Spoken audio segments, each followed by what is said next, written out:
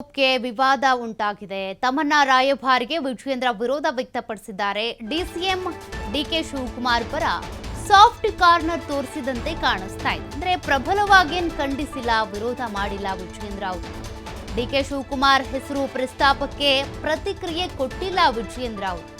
ಇದರಲ್ಲಿ ಡಿಕೆ ಶಿವಕುಮಾರ್ ಅವರ ಹೆಸರು ಯಾಕೆ ತರಬೇಕು ಅಂತ ಪ್ರಶ್ನೆ ಮಾಡಿದ್ದಾರೆ. ಈ ಹಿಂದೆ ಎಲ್ಲ ಡಿಕೆ ಶಿವಕುಮಾರ್ ಆಗಲಿ ಅಥವಾ ಕಾಂಗ್ರೆಸ್ನ ಯಾವ ನಾಯಕರೇ ಆಗಲಿ ಮಾತನಾಡುವಂತ ಸಂದರ್ಭದಲ್ಲಿ ಅವ್ರ ವಿರುದ್ಧ ಹೇಗೆ ಮಾತನಾಡ್ತಾ ಇದ್ರು ವಿಜಯೇಂದ್ರ ಗಮನಿಸಿದ್ದೀರಾ. ಬಟ್ ಈಗ ಸಾಫ್ಟ್ ಕಾರ್ನರ್ ತೋರಿಸಿದ್ದಾರೆ. ತಮ್ಮನ್ನ ವಿಚಾರದಲ್ಲಿ ಅವ್ರನ್ನ ಯಾಕೆ ತರ್ತೀರಾ? ಡಿಕೆ ಶಿವಕುಮಾರ್ ಬಗ್ಗೆ ಬಿಜೆಪಿ ರಾಜ್ಯಾಧ್ಯಕ್ಷ ವಿಜಯೇಂದ್ರ ಅವರು ಸಾಫ್ಟ್ ಕಾರ್ನರ್ ತೋರಿಸಿದ್ದಾರೆ. ಅಂಬಾಸಿಡರ್ ಆಗಿ ತಮನ್ನಾ ಬಾಟ್ ಮೈಸೂರು ಸ್ಯಾಂಡಲ್ ಸೋಪ್ ಇವತ್ತು ಇದ್ರ ಬಗ್ಗೆ ಸಾಕಷ್ಟು ಚರ್ಚೆ ನಡೀತಾ ಇದೆ. 1916ರಲ್ಲಿ ಮಹಾರಾಜರು ಈ ಒಂದು ಸಂಸ್ಥೆನ ಹುಟ್ಟಾಕಿರ್ತಕ್ಕಂಥದ್ದು.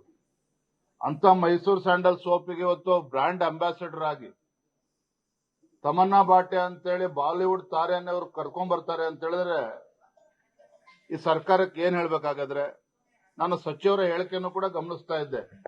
ತಮನ್ನಾ ಬಾಟೆ ಅವರನ್ನ ಮೈಸೂರು ಸ್ಯಾಂಡಲ್ ಸೋಪ್ಗೆ ಬ್ರ್ಯಾಂಡ್ ಅಂಬಾಸಿಡರ್ ಮಾಡ್ತಕ್ಕಂಥದ್ದು ಅನಿವಾರ್ಯ ಅಂತೇಳಿ ಸಚಿವರು ಹೇಳಿಕೆಯನ್ನು ನೀಡ್ತಾರೆ.